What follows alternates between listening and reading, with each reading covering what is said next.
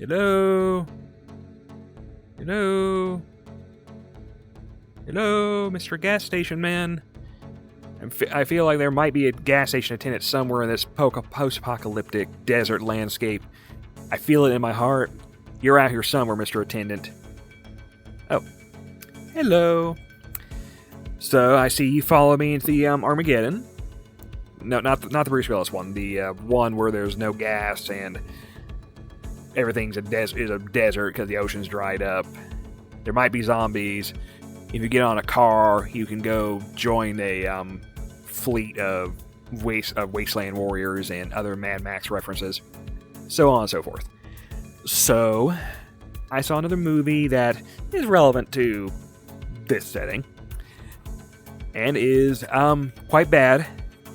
It is Fist of the North Star, the live-action American movie version from, I think, 1995. Yes, folks. Fist of the North Star is, author insert, and also Mad Max, and super kung fu, and people exploding into showers of blood, and if you tap them just the right way, their heads explode. It's an anime franchise staple. It is a long-running Japanese franchise that, if you were a company wanting to do an American adaptation, you could use, money to do it, and actors, aside from just one real one, and, a vision, and all the things that make a proper movie and an adaptation of something. None of these were present here. They do have one actor, Roddy McDowall, who clearly filmed the entirety of his stuff in one day, and then went home, and did everything else in voiceover. Even the part where there's a cool-ass zombie that's supposed to be him, it's not him, it's a voiceover of a cool-ass zombie.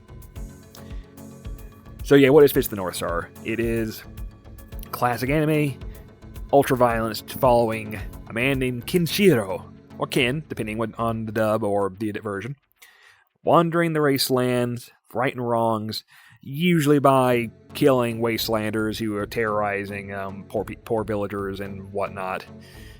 There's stuff about multiple brothers, and kung fu styles, and super magic punchy powers, good stuff.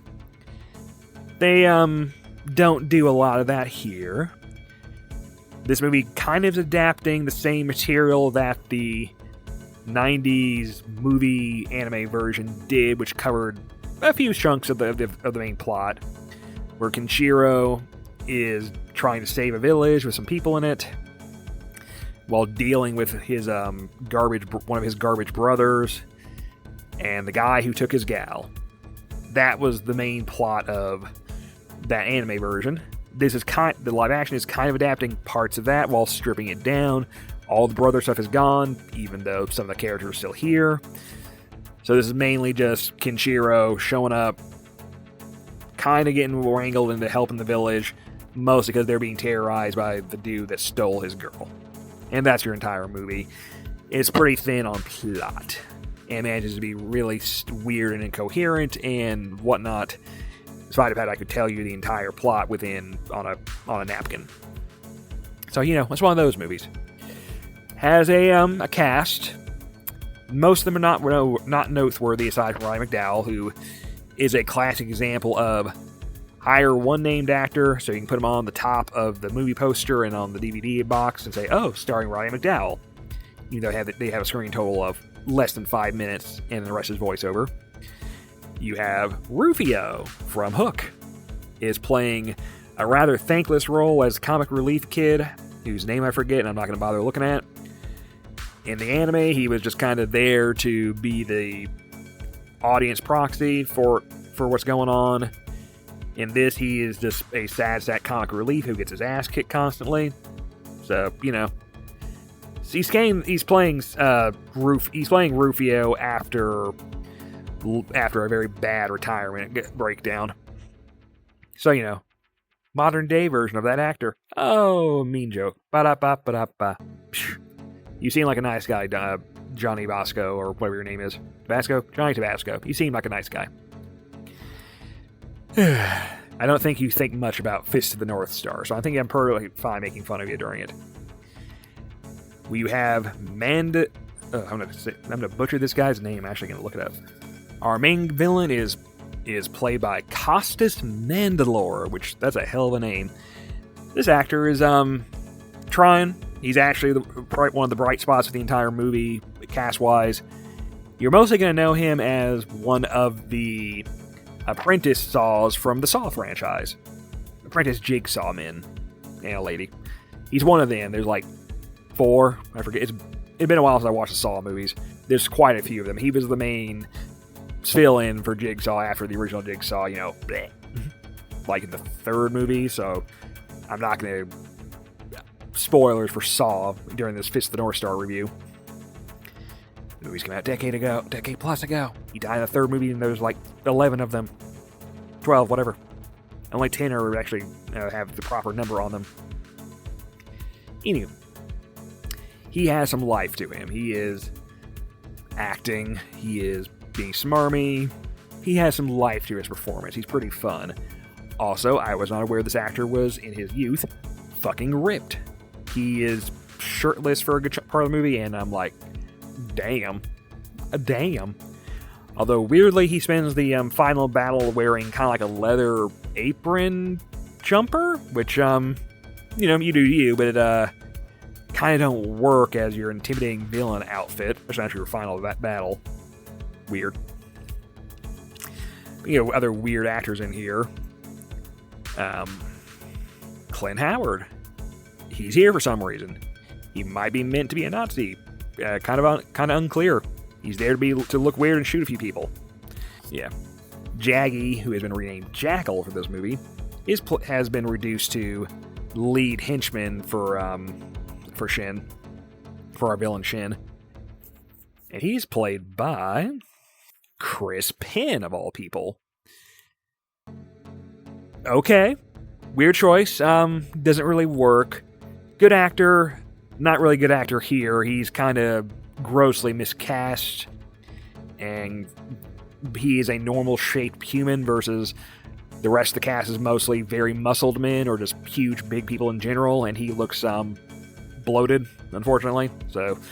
And he looks very uncomfortable because he is wearing Jaggy's dumb strap helmet thing that's wrapped around his face. It looks uncomfortable. The actor looks uncomfortable in general throughout the whole movie. And the movie makes a weird decision to have the action fight climax happen alongside his character kind of doing a sexual assault. Weird thing to intercut your final battle with, movie. You've made some interesting choices throughout. I will continue talking about them. And yes, our lead, Kenshiro, or Ken. A couple of people, this movie goes back and forth between actually calling him Ken and this Kenshiro, so whatever there, is played by Gary Daniels, who is a known kickboxer man. He's buff. Visually, he's matching the part. Like, he's a very buff man. He fills out the leather jacket with no shirt under it. He can kick a lot. His punching is not great, which, considering Kenshiro's thing, you should probably have gotten an actor who is really good at punching and less so the kicking. But he is buff, so, I get it. He's like, oh my, looking at him. Unfortunately, he cannot act whatsoever. So he comes across as a unfocused weenie for most of the movie, and for a martial arts man, he cannot sell the super punching that make people explode. He looks like he's giving like little tippy tappies with his fingers. It doesn't really read or work. It looks silly. That is a big problem with this movie. It takes itself seriously while being very silly and fails to hit the correct tone. And all the acting is mid to bad, so it all just coalesces into a weird what of a film. And that's between other things like aforementioned random out of nowhere Roddy McDowell zombie, who looks great. Shane, the rest of the effects are not very good. They have an R rating, but they are very deathly afraid of doing the exploding head gag. A couple people get hit with the exploding hit punches, their heads swell up and kind of go, and they cut away from the exploding head. You see a shadow of one, little blood spray, and some sound effects off camera. Bad movie. Bad. Bad. I smack you with a newspaper. Bad. Like, I don't expect you to do the part where Kenshiro punches a man and all of his intestines fly out of his stomach and he bursts into like a fountain of blood. I don't expect that. I expect you to do at least the exploding head gag. And you went to the trouble of getting the effects to where the guy's heads start to swell up with like giant bloated like bladder tumors before they pop. But you couldn't go to the trouble of just, putting it in a dummy head, filling it with blood and cow stuff, and hitting it with a shotgun. That would have worked fine. That's literally what they did in The Prowler. They shot a man in the head with a shotgun and blam! One of the best head explosions in the genre. What the fuck? But no, you chickened out. And you have some budget. Like, the zombie looks great. You do the bit where you get sticky sticks and then, like, blood flying out of some of your veins and stuff. Like, that looks okay. Rubbery, but okay. Like, there's no budget here. You have 5 sets. You have 5 sets, like, as expected for this budget of movie. But yeah, where you choose to focus your budget and time is questionable at best. Again, you hired Roddy McDowall for a 5-minute cameo when you could have hired a lead who could act, or at least sell a punch. This movie's not very good. Is it a so bad it's good to watch? Not super a lot. It's amusing in places. And if you are familiar with the source material of Fist of the North Star, you'll get more out of it. I have seen the animated movie. I'm vaguely familiar with some of what happens later in the comic. I have enough of a baseline. I watched this with a group. The people who have seen Fist of the North Star always have a baseline, had more fun with it. There was someone in the group who had not seen anything with it, and they were completely, the entire movie, which is kind of the general reaction you're going to get. It's just, huh? What? Huh? That's this movie in a nutshell. What? Yeah. Okay with friends. Alcohol is probably very helpful for watching this thing, but unless you are a diehard Fist of the North Star person, which this movie might actually upset you if you are for that, you're probably not going to get a lot out of this thing. It's a novelty. A novelty of a weird movie that got made when it probably should not have been made. I would recommend just watching the animated movie because at least that one is horrifically violent and has some good kung fu effects and is not a feel good movie. No. I would say if you want the actual North Star experience, probably watch the anime. Just be aware of what you're getting into, which has a lot of horrific violence, nudity, sexual assault, and nuclear apocalypse imagery, all that stuff. So, fun for all ages. I think I'm going to go see if I can find that gas station attendant. Maybe I could have a gasoline fight out here. That sounds like fun. Yay! Like and subscribe. Drive Patreon. Pay me money to draw porn or to make stuff like this. So on and so forth. Yada, yada, yada. Good night. Goodbye. Go away. Bye-bye. Get